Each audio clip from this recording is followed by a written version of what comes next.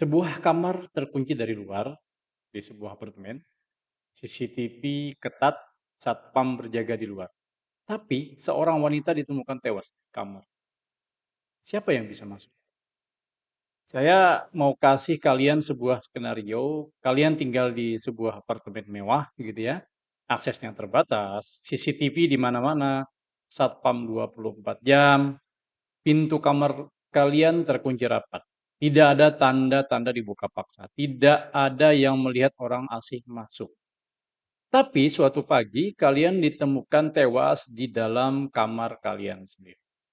Kedengarannya seperti film misteri gitu ya. Bukan. Ini nyata, ini terjadi di Jakarta. 11 tahun lalu, 2015, dan pelakunya bukan pencuri biasa, bukan tamu tak diundang. Pelakunya adalah orang yang seharusnya melindungi.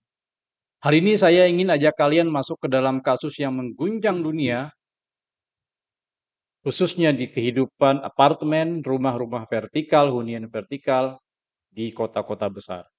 Kasus yang membuktikan bahwa kadang bahaya terbesar justru datang dari orang dalam. Orang yang kita percaya, orang yang kita lihat setiap hari. Ini adalah kisah Yoshimi Nishimura, seorang warga negara Jepang yang tinggal di apartemen mewah di Jakarta. Dan kematiannya membuka mata kita semua tentang satu hal. Seberapa aman sebenarnya kita di rumah sendiri. Siap? Karena cerita ini akan membuat kalian berpikir ulang tentang keamanan di sekitar kita. Teman-teman, kita mundur ke bulan September tahun 2015, lokasinya di apartemen Casablanca, Tebet, Jakarta Selatan ya tepatnya. Ada sebuah apartemen mewah lah ya, dengan fasilitas lengkap. Akses masuk jelas terbatas, setiap tamu harus registrasi. CCTV dipasang di hampir setiap sudut bangunan. Ada satpam yang berjaga 24 jam bergantian, pakai sip-sipan. Di apartemen itu tinggal seorang wanita warga negara Jepang. Namanya Yoshimi Nishimura, usianya sekitar 38-39 tahun. Dia tinggal sendiri di unitnya, sehari-hari dia dikenal sebagai pribadi yang tenang, tidak banyak bergaul dengan teman-temannya, dan cukup privacy. Suatu hari, tanggal 9 September 2015, suasana apartemen mendadak heboh. Yoshimi ditemukan tewas dalam kamar. Petugas keamanan yang masuk ke unit apartemen setelah mendapat laporan dari teman korban menemukan pemandangan yang mengerikan. Yoshimi tergeletak di dalam kamar, tidak bergerak, tidak bernapas, dan ada satu hal yang langsung mencurigakan. Pintu kamar terkunci dari luar. Saya ulangi, pintu kamar itu bisa dikunci dari luar. Artinya, ada kemungkinan seseorang mengunci pintu dari luar setelah atau sebelum Yoshimi meninggal. Polisi datang, olah TKP dilakukan, dan mereka menemukan sesuatu yang semakin membingungkan. Tidak ada tanda-tanda kerusakan pada pintu. Tidak ada bekas congkelan, tidak ada kaca pecah, tidak ada jendela yang terbuka. Jadi, kalau pintu terkunci dari luar dan tidak ada kerusakan, berarti pelakunya punya kunci, punya akses. Atau pelakunya adalah seorang yang memang berhak berada di sana. Siapa kira-kira? Akhirnya polisi mulai memeriksa satu persatu tetangga, teman, kolega, tapi semua orang yang dekat dengan Yoshimi punya alibi masing-masing. Yoshimi punya beberapa teman orang Jakarta gitu ya. Dan alibi teman-temannya semua bisa dipertanggungjawabkan. Dan disinilah awal dari perburuan panjang mencari pelaku. Karena kasus ini ternyata tidak sederhana yang kita bayangkan. Awalnya polisi agak kesulitan. Kenapa? Karena sistem keamanan apartemen dianggap sangat ketat. Setiap orang yang masuk tercatat, setiap kunjungan terdata, CCTV merekam semua pergerakan. Justru disitulah letak kejanggalannya. Kalau sistem sekolah, kalau sistem sekokoh itu, bagaimana mungkin ada pembunuh yang bebas masuk dan keluar tanpa terdeteksi? Atau apakah pembunuhnya memang tidak perlu masuk karena dia sudah ada di dalam? Polisi mulai mengarahkan penyidikan ke orang dalam. Karyawan apartemen, security, teknisi, pembersih, siapapun yang punya akses ke unit-unit penghuni. Dan setelah menyisir rekaman CCTV berkali-kali, akhirnya ada satu nama yang muncul. Seorang petugas keamanan apartemen, security. Namanya tidak saya sebut di sini, tapi perannya sangat penting. Dia adalah orang yang bisa dikatakan setiap hari berjaga di lingkungan itu. Wajahnya akrab bagi penghuni. Dia punya akses ke area-area terbatas. Dia tahu kapan penghuni keluar, dia kapan penghuni datang, dia tahu kapan unit-unit kosong. Dan dia tahu bahwa Yoshimi tinggal sendirian. Akhirnya polisi menemukan petunjuk nih. Setelah kematian Yoshimi, satpam itu membawa kabur barang-barang berharga milik korban. Laptop hilang, perhiasan, uang tunai, dan security yang dicurigai melarikan diri keluar jam. Tidak ada lagi di tempat. Bahkan sempat berpindah-pindah tempat untuk menghindari kejaran petugas. Tapi polisi bergerak cepat. Setelah beberapa minggu memburu, mereka akhirnya menangkap yang bersangkutan di Pekanbaru, Sumatera, Riau, ya, yang jaraknya ratusan kilometer dari tempat kejadian. Dan setelah diinterogasi, pelaku mengakui perbuatan. Dia mengaku masuk ke unit Yoshimi saat korban sedang sendirian, terjadi perkelahian, dan akhirnya Yoshimi tewas. Tapi disinilah saya punya satu pertanyaan yang sampai sekarang masih menghantui pikiran saya. Kalau motifnya adalah perampokan, kenapa harus membunuh? Kenapa harus mengunci pintu dari luar? Dan apakah ini benar-benar aksi individu? Atau ada yang lebih besar dari atau ada teori yang lebih besar di balik semua ini?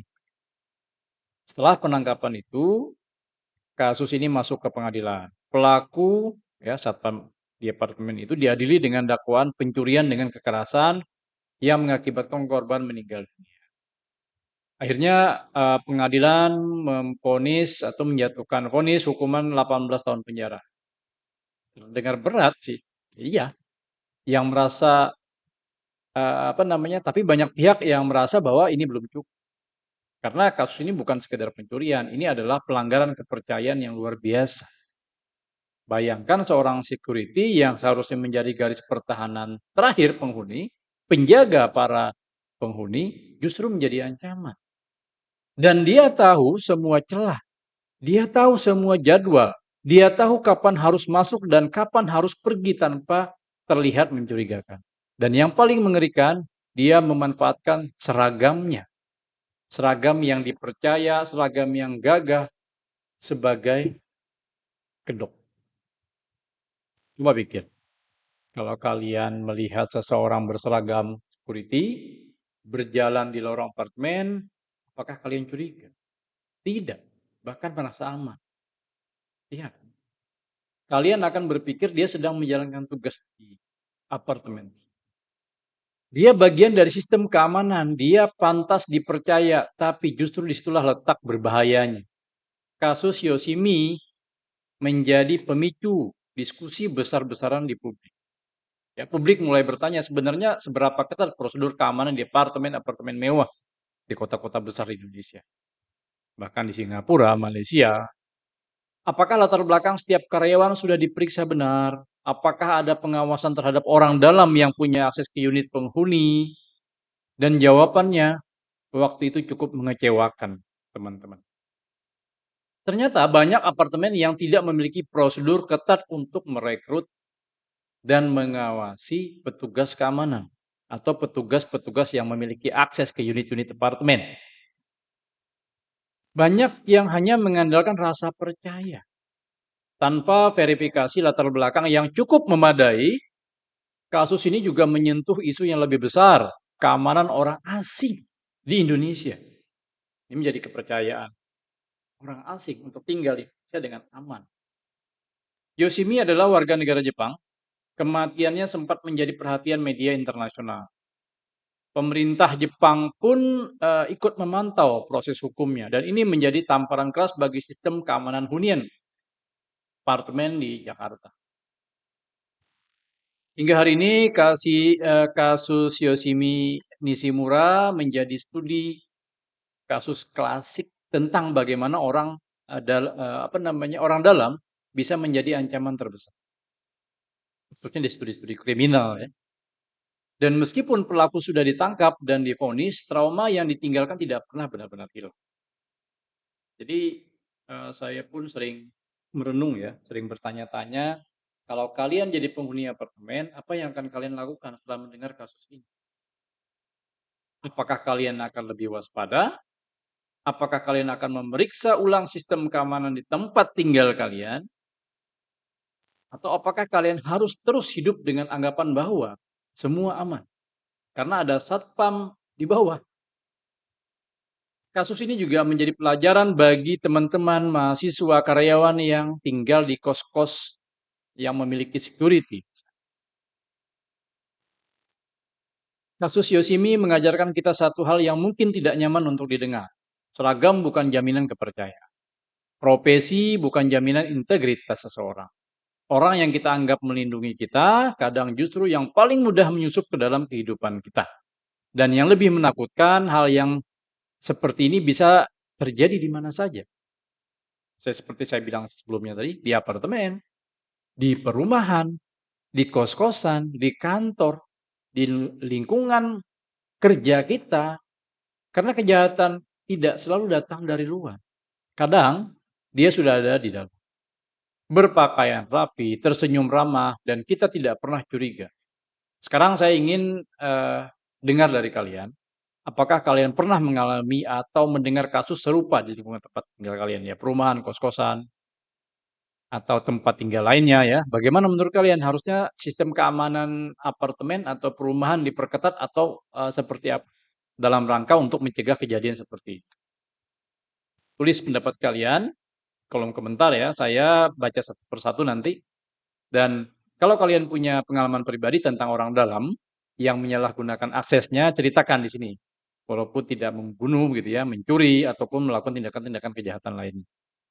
Karena mungkin dengan berbagi kita bisa lebih waspada, teman-teman. Jangan lupa like, subscribe, dan share video ini ke teman-teman kalian yang tinggal di apartemen atau di perumahan.